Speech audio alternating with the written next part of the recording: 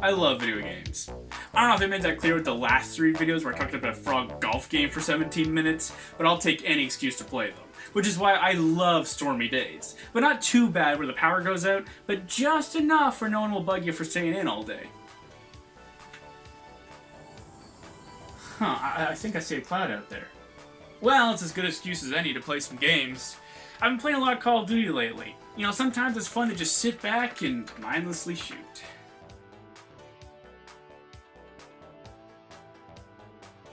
Suddenly I don't feel like Call of Duty anymore. Oh, you know what's a game I haven't tried in a long time? Overwatch. Oh man, I wonder how it's doing these days. Right. Well, oh, what about Minecraft? Good old Blocky Boy. Ah, such an innocent game. Always fun to come back to. I'm more of a Java guy myself, but hey, the Bedrock version is still good. Game industry? Let's talk. Microtransactions. The toxic practice that is well associated with freemium games. I'm sure you've seen those sorts of in-game purchases before. It is kind of hard to avoid. They are pretty simple and self-explanatory. They are tiny purchases, smaller investments that get you pieces from a larger whole. I think you might be able to sense my distaste for them. But before we get into the nitty-gritty of it, where did they come from? What business genius came up with them? For that, we're going to have to get into the history of microtransactions. The early 2000s saw early adopters of the model being social games such as Habbo Hotel and Second Life. Both were free games that relied on people buying cosmetics and in-game purchases. Nothing too crazy, we see that sort of thing on phones all the time. But the seeds were planted, and over the next decade, we would see them grow. Microsoft was early to introduce the idea of microtransactions into their Xbox Live marketplace in 2005. It seemed that the philosophy was to alleviate the burden of players having to buy bundles for 15 to 20 bucks and instead buy the exact things they want. Bethesda was the first, aside from Microsoft themselves, to jump onto the idea with their game Elder Scrolls IV: Oblivion in April of 2006. This is where the infamous horse armor began. Culturally, Bethesda was heavily criticized by the gaming community for this. Despite that, it was still a financial win and proof that this model had financial potential. But truly only a degenerate company would sacrifice dignity for profits, right? EA must have liked making more money on top of a full-priced game because they did this in 2008 with The Sims 2, with a virtual store to buy cosmetics from. Though while still greedy and grubby, it seemed to lack a lot of the malicious intent, and was isolated to these types of games since they lend themselves to large amounts of small additions. However, the next few years saw Apple pull the same move on their App Store. Free-to-play games were popping up everywhere with all sorts of in-game purchases. Rovio, the developers of Angry Birds, made $6.5 million in 2010, and then went up nearly 12 times the next year. So they were a little profitable. What started as a novel concept of adding small parts to a game quickly became one of the most lucrative moves in the market, and AAA developers were beginning to notice. One game that popularized the idea of bringing microtransactions from the phone to the console was Team Fortress 2. In 2011, the game went from the pay once model to a free-to-play model, with what seems to be genuine care for the game, though it is worth noting that Valve reported their profits to increase 12 times over due to this model switch. EA was then tapping into new profits by introducing the earliest implementation of loot boxes into their FIFA series, but we'll get more into those bad boys later. In 2010, they made $100 million off of microtransactions, and by 2012 had tripled that, with revenue reaching $380 million. Early 2010s already saw microtransactions leak into games with EA's Battlefield Bad Company 2, Need for Speed Most Wanted, and Mass Effect 3, Ubisoft with Splinter Cell Conviction, Assassin's Creed 4 Black Flag, and Rockstar's massive edition with Grand Theft Auto 5. Nothing shows the progression of microtransactions better than going from bundles being split up, to nickel and diming its own player base, to straight up exploitation, better than Activision's Call of Duty franchise. Black Ops 2 is the first COD to introduce microtransactions, and they are exclusively camos and are not too intrusive. Ghost follows this trend, but with voice packs, until Advanced Warfare introduces the dreaded loot boxes to the series, adding an overpowered weapon variant and useless cosmetics until Black Ops 3 outdid that and added straight up new loot box exclusive weapons and COD points. Loot boxes bred the worst in gaming, from unbalanced in-game currencies, horrific grinds, devaluing its own content and gameplay, and filling the games with stupid items like cringy emotes and grips. This peaked in 2016 and tainted games like Call of Duty Infinite Warfare, Gears of War 4, Battlefield Hardline, Battlefield 1, Overwatch, FIFA 17, Halo 5, Rocket League, then again in 2017 with Call of Duty World War II, Assassin's Creed Origins, Destiny 2, Injustice 2, FIFA 18, Madden NFL 18, Mass Effect Andromeda, Ghost Recon Wildlands, and the unholiest of them all, Star Wars Battlefront 2. Which pretty much takes us to today. Battlefront 2 basically killed off loot boxes, with the gaming community finally deciding that they had enough. But the practice is still just as prevalent today as it was then. So what's the deal? What makes them so damn exploitative? And are they the future of gaming that we're all just gonna have to deal with? I think a good way to get into the nature of microtransactions is to break down the ways a game company can make money off of a game. I'm going to split this into 3 primary ways, though there are others I won't be mentioning, such as subscription systems. First off, there is the base price of the game. These days, this tends to be $80 Canadian or $60 American. This can get into the $120 range when we get into special editions, or sometimes lower into the $50 or $30 range if the game isn't standing as tall. By and large, you're looking at $80 a game. This is the most obvious form of trade. You spend the agreed upon amount of money, and you get a game with content valued at that much. There's also the idea of traditional DLC, or downloadable content. These are different from microtransactions because they are larger parts of a game, adding substantial amounts of content such as new characters, stages, levels, modes, etc. Now these are exploitable too, but the general idea is that you pay for a substantial amount of content that you expect for that amount. Substantial being the key word here. Then this brings us to microtransactions. These are a form of DLC by definition, but in function are very different. These usually offer inconsequential amounts of content with low prices. Seems fair at first glance, right? It's just a smaller form of DLC, like Microsoft intended all those years ago. It helps you buy the content that you want. Kind of like buying one song instead of the whole album. But here's the thing though. These only belong in free-to-play games. It was never meant to be abused like this. I mean, Valve specifically changed their payment model for TF2, which is what it is meant for. Hell, even Fortnite understands this. But that is something greedy companies don't seem to understand. They have no problem with charging you the full $80 and then milk you for all that you're worth. This practice isn't even really consumer friendly in free games, but at least there they don't ask any more of you. But how is it exploitative? And is it inherently so? Yes. Microtransactions are specifically designed to trick people into spending more than they originally intended. You may be wondering how. It is ultimately the consumer's choice if they buy anything. And yes, that is true, but they're playing them psychologically. Think about it.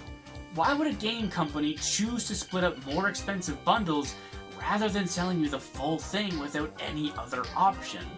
Seems like it would just limit funds with only a benefit to the consumer and lower profit. Maybe companies like Activision and EA are just trying to do what's best for the consumer.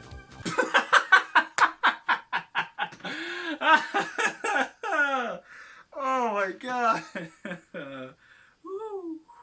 These companies purely exist to maximize profit as much as possible. Look no further than the fact that they keep pumping out redundant Call of Duties and Assassin's Creeds and FIFAs every year. No, there is something more to it. Somehow this must be a more lucrative move. But how? What is a person more willing to buy? Spend $20 on a bundle of goodies or $5 on a cool looking emote? And I know that is a contradictory statement, but somebody must be finding these emotes cool. You'd be more willing to spend the $5. I mean, it's only $5. Not that much to ask. And then next month, there's another cool outfit. And then next month, there's another cool outfit. And another. And another. And another. And by the time it is all said and done, you've just spent $100 over the course of a year. Way more than you would have originally spent at all. Obviously, this won't work on everybody. You might be sitting there thinking that it sounds ridiculous. But I don't think it's too far-fetched to imagine that little Jimmy might get into it, or maybe a whale that just has endless cash. or just somebody who's more susceptible to this sort of thing. They rely on these sorts of people. Otherwise, if everybody was financially smart and only bought one or no microtransactions, then what would be the point? Why not just bundle it? We see this in so many different ways. The most egregious form of microtransactions is the pay-to-win model. Now, this has basically been killed off. It doesn't last very long in competitive multiplayer games. Who wants to play a game that rewards how much cash you have in your pocket rather than your actual skill? Companies are smart enough to know that pay-to-win doesn't last long. That's why you'll often see cosmetics only. And I hate this term. I hate that people think that just because it's cosmetic, that it doesn't affect gameplay, that all of a sudden, it's alright. Is it better than the alternative? Sure. But just because being kicked in the balls is better than being shot in the head doesn't mean either are good options. You are lying to yourself if you think cosmetics don't matter. Of course they do! Who doesn't want to look cool in a game? They are rewards, customizations that make you feel awesome in the game and show off your skill. Honestly, I don't know which is worse. If you can unlock everything in-game without microtransactions, or there are some locked behind a paywall. I suppose it is better to at least be able to get everything in the game, but it really does suck the fun out of it when someone can just bypass all that hard work with money. So when you see someone running around with a hard-to-get cosmetic, you don't really care as much because they could have just bought it. Cosmetics are ultimately still bad. They affect the overall experience of the game. Another grubby tactic that I also despise are stupid in-game currencies. Whether they are only purchasable or not, they're still horrible. It is basically just a way for these companies to control your money. Instead of simply buying the stupid emote you want, you have to buy 1,000 credits or points or whatever the hell they call them. You ever notice how the amount of currency that you can buy never matches one-to-one with the price of the items? You know that's on purpose. It is like hot dogs and hot dog buns. They never equal out, so you're always stuck in a never-ending loop of wieners. Because what else are you going to do with 2 extra hot dog buns? But then, there is the worst form of microtransactions. One so evil, so exploitative, so malicious that it was actually banned in some countries. Loot boxes. Loot boxes are just straight up the single worst game practice there is, outside of maybe selling you a game that doesn't even work. If you've only been playing single-player games for the last decade, or have blocked that memory from your mind, let me remind you what loot boxes are. They are essentially gambling. No joke. It is just gambling marketed towards kids most of the time. You spend real-life money, or the pitiful amount of currency that they give you locked behind a stupid long grind, on a chance to get something that you want. This is genius! If you're a grubby, soulless, unethical, slimy, greedy, moralist, baby-killing, toilet seat-licking, nose-picking, grimy, low-life piece of shit of a human being that I am ashamed to share the same genus with. Since when does good business mean being as unethical as possible? Stupid question, I know. But honestly, things like this are a cold reminder that every company purely exists just to tread the line between maximizing profits and not off-putting its customer base with horrible practices. Their model should be just grubby enough to get your money, but not too much that you notice how nasty it is. Introducing the Battle Pass system. After the gaming community finally put their foot down and ended loot boxes, AAA studios needed to adjust their microtransaction tactics to not upset consumers because God forbid they get rid of them. Luckily for them, Epic Games brought in the Battle Pass system in Fortnite and proved to be very successful. May I remind you that Fortnite is a free-to-play game? But who cares? Shove it into your fully priced games. Totally fair to the consumer. Okay, so obviously the Battle Pass system is way more consumer-friendly than loot boxes.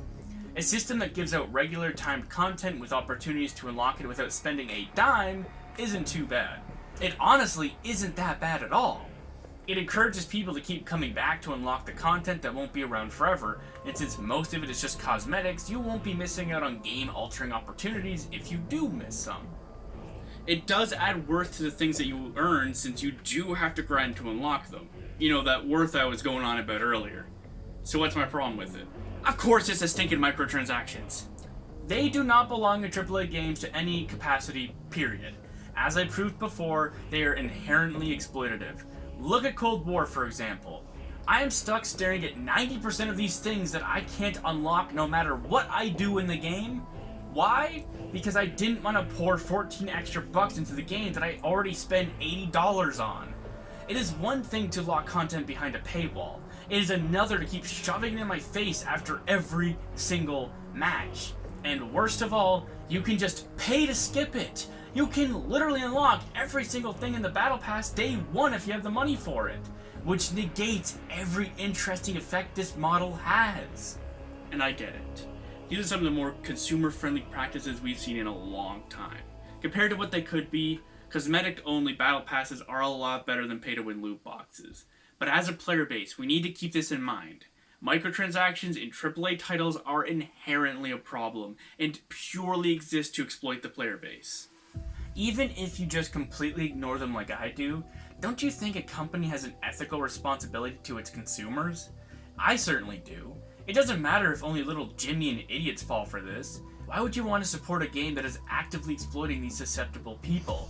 And it's not like they need the stinking money. I already paid full price for the game. Freemium is its own thing, but we need to see microtransactions stricken from fully priced games. I don't care if you can unlock everything without them, or if it's cosmetic only. They are gross, and they act as a blemish on any game that they're on. We need to go back to when you bought a game, you bought the game.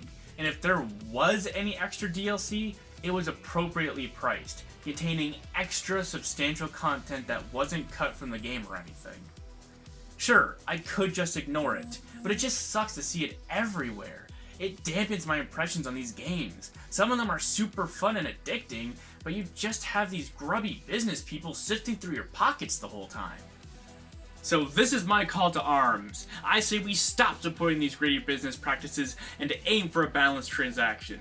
Screw the stupid emotes and the cool skins locked behind a paywall. Don't support it. And if you do, then you're a sucker, and you're telling these giant rich corporations that, yeah, I like being gullible and exploited. Screw me over more. No, I say enough. We put an end to this. So, who's with me?